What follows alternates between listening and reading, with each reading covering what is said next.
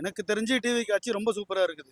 MLA விலை குத்து வாங்குறாங்க, அவ்வளோதான் வித்தியாசம். வேற ஒன்றும் சொல்றது ஒண்ணுமே கிடையாது. இன்னத்துக்கு இந்த 40 நாளைக்குள்ள ஏதாவது ஒரு ஸ்கீம் நாங்கள் தான் வந்து இந்த ஸ்கீம் ஆஹா அப்படின்னு சொல்ற மாதிரி ஒன்றும் இல்லை. எம்எல்ஏ அவனோட பதவி தான் காப்பாற்றிக்கு தான் எம்எல்ஏ விலை குத்த வாங்குறாங்க. ஆனா விஜய் தான் நம்மளுக்கு துணை. விஜய் தான் தமிழ்நாடு. அடுத்தது 2031ல எனக்கு தெரிஞ்சு டிவி காட்சி ரொம்ப சூப்பரா இருக்குது. நான் அதுக்கு தான் ஓட்டு போட்டேன். என் குடும்பத்தில் எல்லாரும் அதுக்கு தான் ஓட்டு போட்டாங்க. தரமான ஒரு ஆட்சி இதுதான் வரணும். எனக்கு கிட்டத்தட்ட 50 நாள் ஆட்சி. விஜய் வந்து ஆட்சி பண்ணி. இந்த 50 நாள் ஆட்சி எப்படி இருக்கு? எல்லாமே நல்லா இருக்குது. நானும் ஓப்பனாக சொல்கிறேனே. இப்போது ஒரு ஃபார் எக்ஸாம்பிள் எடுத்துக்கிட்டிங்கன்னா, ப்ரைவேட் ஸ்கூல்ஸுக்கு இப்போ வரைக்கும் டிஎம்கேலையும் ஏடிஎம்கே ஆட்சியிலையும் அவ்வளோ காசு கேட்டாங்கன்றதை அவங்களே சொன்னாங்க. ஆனால் இவங்க எந்த காசுமே வாங்காமல் அப்ரூவல் கொடுத்துருக்குறாங்க. இதுக்கு மேலே நமக்கு என்ன வேணும்? ஸ்கூல் தானே முக்கியம். இதுக்கு மேலே என்ன வேணும்? வேற என்ன விஷயம் நான் ரொம்ப பிடிச்சது இந்த 50 நாள்? வேற என்ன விஷயம் இந்த 50 நாளில் பிடிச்சது அப்படின்னு கேட்டிங்கன்னா, எனக்கு தெரிஞ்சு இந்த ஒரு பல அன்அப்ரூவ்டு டாஸ்மாக்ஸ் ஹைவேல இருக்கிற ஸ்கூல்ஸ் கிட்ட க்ளோஸ் பண்ணது ஓகே, அது ஒரு நல்ல விஷயம். இது போக பர்சனலாக நான் என்ன ஃபீல் பண்ணுறேன் அப்படின்னு கேட்டிங்கன்னா, இப்போ இந்த ஸ்கூல் மேட்டரை தாண்டி இன்னமும் பல அரசியல்வாதிகள் பண்ண ஊழல்களை வந்து இவங்க வெளிச்சத்துக்கு கொண்டு வராங்க. இது ஒரு ரொம்ப பெரிய விஷயம். இது நியாயமாக எப்பயோ நடந்திருக்கணும். ஆனால் இந்த ஆட்சி வந்து தான் நடக்கணும்னு இருக்குது. ஸோ அந்த விதத்தில் ஐ எம் ஸோ ஹாப்பி. 50 நாள் சூப்பரா இருக்கு. 50 நாள் இல்லை, இன்னும் 500 நாளும் சூப்பராக தான் இருக்கும். அதுக்கு நான் கேரண்டி. டிவிக்கு ஆச்சு வருங்கால இளைஞர்களுக்கு, குழந்தைங்களுக்கு நல்ல ஒரு உபயோகமானது. ஏன்னா கிட்டத்தட்ட 50 நாள் ஆச்சு. அது பண்ணதுல எது ரொம்ப உங்களுக்கு பிடிச்சதுன்னா எப்படி பாக்குறீங்க விஜய் கட்சி? பிடிச்சதுன்னு எதுவும் சொல்ல முடியாது. வந்தது பூரா எல்லாம் நல்லது தான். நல்லதுதான். எல்லாமே நல்லது தான். இந்த 11th எக்ஸாம் பப்ளிக் எக்ஸாம்னு ஒன்று வச்சாங்க பார்த்தியா? எவ்வளோ பசங்க படிக்காமல் எவ்வளோ பேர் வந்து இன்னைக்கு போயிட்டு கடையிலலாம் வேலை பார்க்குறாங்க தெரியுமா? அதுக்கப்புறம் திரும்பி ரிலீவ் பண்ணி 2025ல் ஆல் பாஸ் போடுறான். அதை எதுக்கு போட்டான்? இவன் காசு சம்பாதிக்கிறதுக்காக போட்டான். அது தப்பு இல்லை. அது எவ்வளோ பசங்க போய் பாருங்க, சின்ன சின்ன கடையிலலாம் வேலை பார்த்துன்னு உட்காந்துக்குதுங்க. இதெல்லாம் யாரோட இது பண்ண இந்த தப்பு? ஆல் பாஸ்ன்றது ஆரம்பத்திலே போட்டது, ஏன் இடையில கொண்டு வந்து அதை நுழைச்சான்? தப்பு இல்லை. அது எல்லாருக்குமே இருக்குதுங்க வலி. வலி இல்லாமலாம் யாருமே இல்லை. இது நடக்கிறது பிறக்கிற குழந்தைங்களுக்கு வரைக்கும் லாஸ்ட் வரைக்கும் உபயோகப்படணும். ஒரே நிமிஷம் தான். இந்த டாஸ்மாக் மூடுறது இதெல்லாம் எப்படின்னா? டாஸ்மார்க்கு மூடு வேணான்னு சொல்ல, அதை வந்து ஒரேடியா மூடனாக்கா அது கொஞ்சம் எல்லாருக்கும் கோயில்கிட்ட இருக்கிறதெல்லாம் மூடுறது. கோயிலுக்கிட்ட ஸ்கூல் அண்டர் இருக்கிறதெல்லாம் மூடிடலாம். எனக்கு ஊழலை ஒழிக்க போறேன்னு இருக்காரு விஜய். ஊழல் பெரும்பாலும் அதை தான் ஒழிக்கணும். இன்னைக்கு ஒரு ஆஃபீஸில் போனோம்னாக்கா 9 மணிக்கு அங்கே ஆஃபீஸில் இருக்குன்னா இருந்து தான் ஆகணும். இன்னைக்கு வந்து அவன் வந்து லஞ்சம் வாங்கலனாக்கா நாளைக்கு அவன் புள்ள அதோட டாப் மினிட்ல போவான். பத்திரப்பதிவுத்துறையில ₹1 கூட லஞ்சம் வாங்கக்கூடாது அப்படின்னு சொல்லிட்டு இப்போ ₹1 கூட லஞ்சம் வாங்குறது எப்படி பாக்குறீங்க? இது ஒரு நல்ல ஆட்சியா தான் தோணுது. 50 நாள் ஆட்சி உங்களுக்கு ரொம்ப பிடிச்சிருக்காங்க? 50 நாள் ஆட்சி சூப்பர் சார். எனக்கு எது வேணாம் சார். இருக்கிற ரொம்ப கம்மியான தாழ்மைப்பட்டவங்களுக்கு செஞ்சாலே போதும் சார். அது கூட யாருக்கும் போய் சேரல. போன வாட்டி இப்போ ஆதார் கார்டு இல்லை, ஆதார் கார்டும் ரேஷன் கார்டும் உள்ளவங்களுக்கு ₹1000 போட்டேன்னு சொன்னார்ல. என்ன முதலமைச்சர் பார்த்தாரு? எவ்வளோ பேருக்கு அது போய் சேரல தெரியுமா? அப்போ யார் அனுப்பிச்சது? அமைச்சர், எம்எல்ஏ எல்லாரும் ஊழல் பண்ணி அவனு தான் எடுத்துக்கிட்டானு. மற்ற எவனும் எடுக்கலையே. ஏன் அது போய் சேரல? இன்னி வரைக்கும் நான் இன்னும் கவர்மெண்ட் பைசா ஒரு பைசா நான் அனுபவிச்சது இல்லைங்க. இன்னைக்கு சார் தான் என்னோட உழைப்பில் தான் நான் வாங்கிக்கிறேன். அதை தான் விஜய் அதை பண்ணிக்கிறாரு. எம்எல்ஏ விலை குத்து வாங்குறாங்க, அவ்வளோதான் வித்தியாசம். வேற ஒன்றும் சொல்றது ஒண்ணுமே கிடையாது. இதுவே இந்த 40 நாள் ஆட்சியில ஏதாவது ஒரு மக்கள் நலத்திட்டம்னு ஏதாவது இருக்குதா? இதுவரை எனக்கு தெரிஞ்சு எதுவும் இல்லை. இந்த டாஸ்மாக் ஒழிக்கிறாங்க, லஞ்ச ஊழலை ஒழிக்கிறாங்க. நம்ம போய் பார்த்தா தானே தெரியும். சொல்றவங்க எது வேணாலும் சொல்லிக்கலாம். ஆனா இது வரைக்கும் நான் வந்து பார்த்த வேலை எதுவும் வந்து தெரியல. மேபி இருக்கலாம். எந்த ஆபீஸ்க்கு போனாலும் நீங்க லஞ்சம் கொடுக்க வேண்டாம். ஆமா, அது இல்லாத வேலை. இப்போ இன்னைக்கு கூட ஒரு ஆபீஸுக்கு போனேன் நான். முக்கியமான பேப்பர் இல்லைங்கிறான். என்ன பண்ணுவ நீ? விஜய் சொல்றாரு நீங்க லஞ்சம் கொடுக்க வேண்டாம், லஞ்சம் கேட்டா எனக்கு உடனே போன் பண்ணுங்க, நம்பர் தான் கொடுக்குறாரு. நான் வந்து பண்ணிடலாம்ப்பா சொன்னா வந்து நாளைக்கு எவன் வருவானோ, எவன் வீட்டுக்கு யாருக்கு தெரியும்? நடக்கலாம் இதெல்லாம். அதனால வந்து எனக்கு போனா வேலை ஆகுதா? என் வேலை இன்னைக்கு நான் போனேன். இன்னைக்கு நேற்று என் வண்டி வந்து எப்சி பண்ணேன், கொடுத்தேன். காலங்காட்டி போனால் மறுநாள் சாயங்காலமே வந்துடுச்சு எனக்கு. இதுக்காக ஒன்று டைம் 40 நான் என் வேலையை விட்டுட்டு போக முடியுமா? ஆனா இப்பவும் லஞ்சம் கொடுக்க வேண்டிய நிலைமை இருக்கானா? நம்ம அந்த அளவுக்கு நம்ம அவ்வளோ பெரிய ஆள், நம்ம லஞ்சம் கொடுத்து வேலை பண்ணுற வேலை இல்லை. ஆனால் எல்லாத்தையும் நடக்குது தான். ஸோ ஆனால் நடக்காமல் இருந்தால் சந்தோஷம்தான். ஆனால் அது எந்த அளவுக்கு பாசிபிலிட்டிஸ்ன்றது வந்து மேல் மட்டத்தை கீழ் சொன்னா மட்டும் போதும், கீழ் மட்டத்திலிருந்தே வரணும்.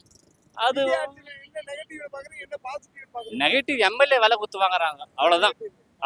அதுதான் முக்கியமானது, வேற ஒண்ணுமே கிடையாது. நீ நீ தூய சக்தின்னு சொல்றல, அடுத்தவங்கிட்ட இருக்கிற ஆளு நீ வந்து எம்எல்ஏ உன் கட்சிக்கு சேர்க்கலாமா? பாசிட்டிவ் என்ன? தெரியலப்பா இது வரைக்கும் எனக்கு. பாசிட்டிவ்னு வந்த உடனே சொன்னா மகளிருக்கு இலவசம் தமிழ்நாடு புத்தன்னாரு, ஒரு ஜீவாங்கானம் அதை பத்தி ஒன்றும் இல்லை. எந்த யூனிட் ஃப்ரீன்னு சொன்னாரு. போன மாசம் என்னுடைய எங்க வீட்டுக்கு கரண்ட் பில்லு பார்த்தானா வந்து போன டிஎம்கே பீரியட்ல 100 யூனிட்டுக்கு மேக்சிமம் எனக்கு பார்த்தானா வந்து 2500 ரூபா 3000 ரூபா மேலே கரண்ட் பில்லு வந்ததே இல்லை. சொல்ல போனால் இந்த வருஷம் வந்து சம்மர் லீவில் யாருமே இல்லை, வீட்டில் ஆளும் கிடையாது. யூனிட்டு கம்மியாக போய் 4844 ரூபாய் வந்துக்குது. அது நம்ம இல்லை, அதை பற்றி நமக்கு அதை பற்றி எந்தெந்த யூனிட் எப்படி கால்குலேஷன் போனால் நமக்கு தெரியும்னு தெரியல. மேபி இப்போ தான் வந்திருக்கிறாங்க, இன்னும் 2 வருஷம் போகணும். ஆனால் முக்கியமானது வந்து எம்எல்ஏவை இவங்க கட்சி வந்து சேர்க்கறது மிகப்பெரிய ஒரு தப்பு. இதுதான் வந்து உண்மை. நீ நல்ல ஆளுன்னு சொல்கிறாரு என்ன பண்ணணும், அடுத்த கட்சி நான் கிட்டே சேர்க்கக்கூடாது. இப்போ இன்னைக்கு எடுத்துங்க, நீங்கள் இப்போ எம்ஆர் விஜயபாஸ்கர் மாதிரி எவ்வளோ கேஸ் இருக்குது. விஜயபாஸ்கர் குட்கா விஜயபாஸ்கர் நான் பேரே நிக்னேமே இருக்குது. நீங்கள் அவன் வந்து கட்சி சதா அப்போ நீங்கள் வந்து நல்லவங்களா பண்ணியப்போ? இதுதான் வந்து பொதுமக்கள் நீ வந்து நல்லவன் தான். நான்லாம் கூட நான் பக்கா டிஎம் கேட்குறேன். ஓட்டு எங்கள் பையனையா கூட எங்கள் சண்டை போட்டு நான் போன மணின்னு கூட எங்கள் வீட்டு எல்லாம் ஓட்டு போட்டாங்க. ஏதோ மாற்றம் வரும்னு சொல்லிட்டு எந்த மாற்றம் இல்லை. எம்எல்ஏ வேலை கொடுத்து வாங்க தான் மாற்றம் பார்க்குறது, வேற ஒன்றும் கிடையாது. நான் சொன்னது எல்லாமே வந்து கரெக்டாக தப்பா? மக்களுக்கு நீ இது வரைக்கும் ஆனால் இந்த 50 நாளில் ஒரு நலத்திட்டங்கள் எதுவுமே வரலை.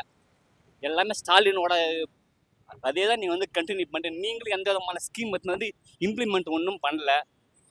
என்ன ஒன்று நடக்கட்டும், நம்ம பேசி ஒன்றும் ஆக போதில்லை. ஆனால் வந்து அதில் பாதிப்புகள் மக்கள் தானே வருது.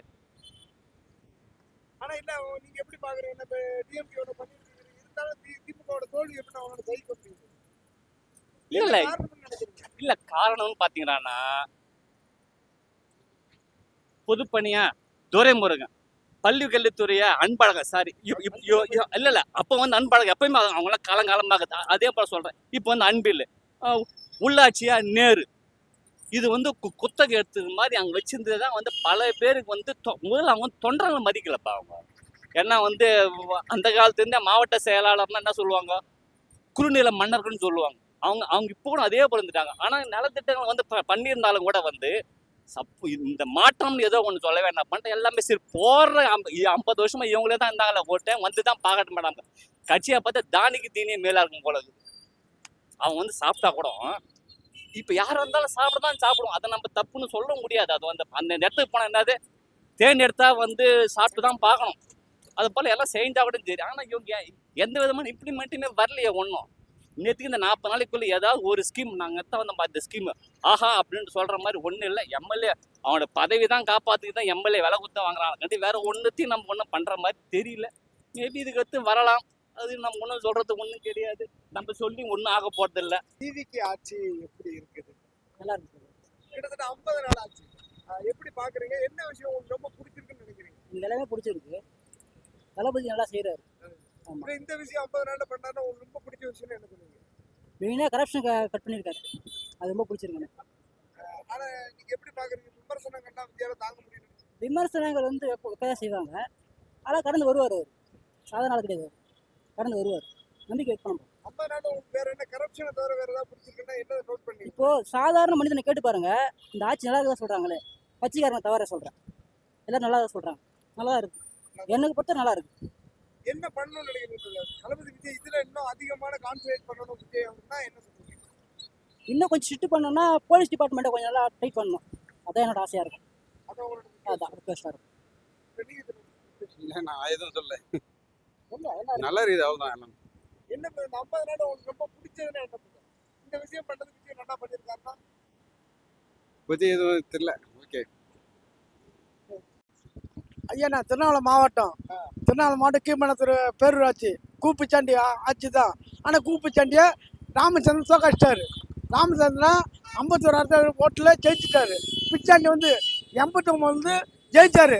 ஆனால் அந்த மாணவர் வண்டு முருகு இல்லாத தோத்துட்டாரு. இல்லைன்னு சொல்லி எம்ஆர் குமார் வச்சு விஜய் கட்சி ஆட்சி எப்படி இருக்கு? விஜய் கட்சி வந்து அதே திருநாளம் கீழ்பண்ண தொகுதியில் 49 ஓட்டு வாங்கினாரு.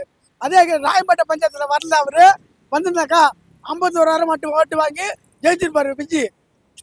உங்களுக்கு விஜய் ஆட்சி பிடிச்சிருக்கா பிடிக்கலையா? கன்ஃபார்ம் நல்லது. ஆனால் இந்த விவசாய கடை மட்டும் முழுமையாக தள்ளுபடி பண்ண, வேற ஒன்றும் வேணாம். சரி. வேற ஒன்றும் தேவை. இந்த மது வழக்கு அது அதுன்னு அந்த வேலை வேணாம். லஞ்சு ஒழிப்பு சொல்றாரு பாரு, அது நல்லது. கரெக்டாக மாட்டேன். அவர் விஜய் ஆட்சிக்கு வந்து 50 நாள் ஆச்சு. எப்படி இருக்கு அவரோட ஆட்சி? ஐயா கன்ஃபார்மாக இருக்குது ஐயா. நல்லது தான், மக்களுக்கு நல்லது செய்கிறாரு. அதே இரு, நான் 89ல் டிஎம்கேல இல்லைன்னு சொல்ல. அதே வேணுகோபால் வேணுகோபால் 89 90 ரூபாய்க்கு ஜெயிச்சாரு, இல்லைன்னு சொல்ல. ஆனால் டிஎம்கே ஆட்சியும் படி பண்ணல அவனுக்கு. இப்போ எப்படி பண்ணுறாங்க? விஜய் நல்லது பண்ணுறாரு. மது ஒழிக்கணும், ஆஞ்சு குக்காவை ஒழிக்கணும் எல்லாம் சொல்கிறாரு.